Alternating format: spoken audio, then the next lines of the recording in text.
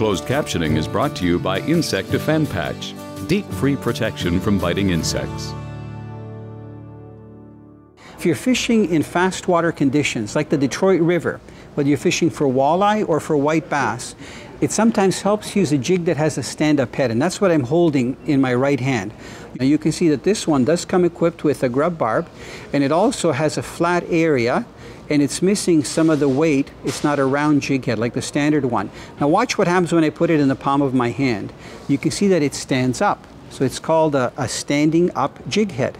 And this is really good if you're fishing in the current because the hook is up off the bottom and you just bounce with the actual stand-up head along the bottom. Also, if you're using anywhere from a 2 to 4 inch plastic bait fish, it'll stand up off the bottom. The fish will see it easier, and when they come to grab it, the hook stands up off the bottom, so they'll get hooked easy, where a normal jig head will just tumble along the bottom and a lot of times lay flat. So if you're fishing moving water or even just lakes that doesn't have current, try these stand-up jig heads. They produce a lot of fish.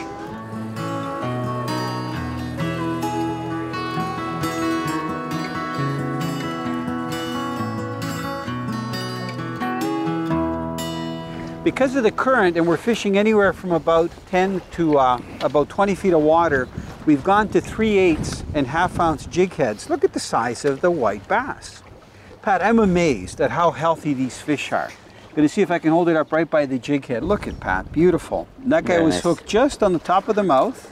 You can see that jig head. Now you'll notice the knot that I use, see it's a loop knot, so the jig can actually swivel around, so it's not a tight knot. I find that sometimes that makes a difference as well. But I just think they're very pretty fish, and they fight hard, and at least we're getting them even in these tough conditions, Pat. Now Pat, at this year's event, at the ICHA, what are some of the new exhibits that you have and people that are participating? Because I know you have, every year, you have more and more sponsors that get involved. That's right. Yeah, every year the list is getting longer with participants and sponsors. Even the food this year, we're going to have again M&M meat doing a barbecue, the wood burning oven pizza again. Good. French fries stand. They're going to do 4 different French fries. That's awesome. Well, I'm looking forward to it. You know, that's one of the nice things. You can come down here and fish literally all season long, but the ICHA event is amazing because you see so many families. Any idea? Probably a couple of hundred, right? Yes. That come out? Yes. And the children, older people, it's just wonderful to see them fishing. And right on the waterfront, it's nice because you've got the Ambassador Bridge there, and you see Detroit on the other side. So besides the fishing, that's a good excuse to come down to Windsor for.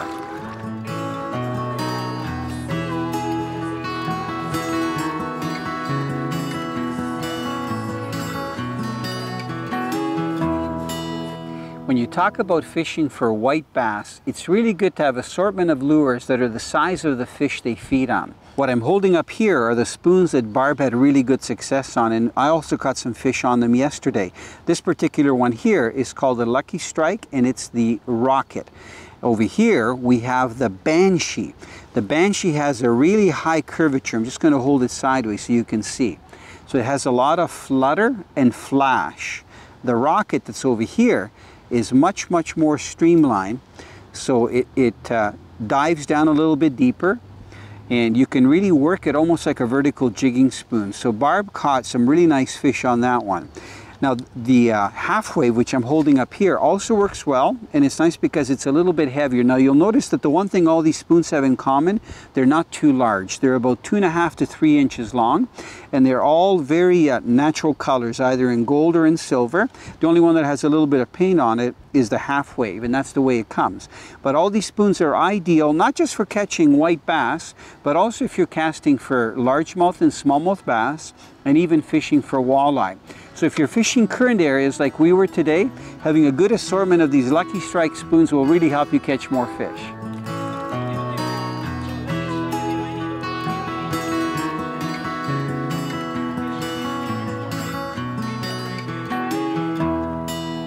Now, you know, for the ICHA event, Pat, even if people don't fish or, you know, want to fish that much, there's a lot of other stuff going on. Yes, of course. We always try to entertain anyone down there. And now, you said there's going to be a magician there this year? Magician, Italo, yes, doing a magic show again. Yeah. Music Express, 60-piece orchestra. And something new this year, jet ski show. These are professional jet ski guys that they go all over North America doing big shows. Are you going to join them? Are you going to be out there on one of the jet skis? No, I'll watch from shore. Now look, while you're talking, this might be the biggest white bass this morning. Here, you hold the net. I'm going to lift them up. We actually drifted off the point and went in about 25 feet of water. That fish, I think, is going to go about 3 pounds, Pat. It's thick. Close. Very nice. Very nice. Okay, 2 3/4. 2 3/4 is good. Yes. He's trying to be, you know, forgiving here. And on that jig again, because we're in deeper water, beautiful fish. Very nice. You know what? We're going to have a very nice fish fry. And we've got that one sheep's head too. That's right. Enjoy. Canadian sport fishing, brought to you in part by Suffix, the world's most hardcore fishing line. Yamaha Outboards, reliability starts here. Salle, the outdoors superstore. Lucky Strike, all you need is a Lucky Strike. Now if you can see the line that I have on this reel, it's a braided line and it's called the Suffix 832. The reason this line is so good is that one strand of gore fiber, and what it does, it adds strength to the line, but most importantly, it keeps the braid, even when it gets worn down, in a round configuration. It doesn't flatten out. A lot of times braid, when it gets worn out, it becomes flat, then it tangles really easy and it can lose up to 40% of its strength.